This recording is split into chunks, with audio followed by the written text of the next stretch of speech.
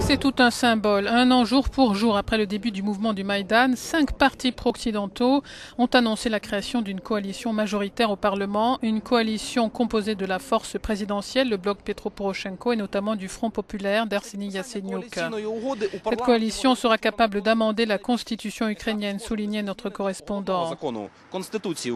L'accord négocié depuis les législatives du 26 octobre a finalement été paraphé dans la nuit de jeudi et vendredi. Elle sera officiellement signée pendant la première séance du nouveau Parlement le 27 novembre, selon Kiev. Je pense que la signature d'un accord de coalition est un grand pas, indiquait cet Ukrainien. C'est la première fois dans l'histoire de l'Ukraine indépendante qu'une coalition si large se crée. Et tous les points clés de l'accord seront apparemment respectés. S'ils ne sont pas respectés, cela entraînera peut-être des événements semblables à ceux dont nous avons été témoins en 2013.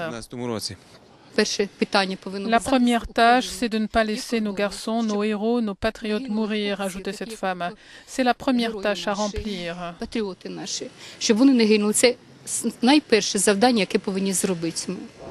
Selon l'accord de coalition, les 5 partis pro-occidentaux ont fixé comme priorité l'annulation du statut non aligné de l'Ukraine et la relance de la politique en vue de son adhésion à l'OTAN.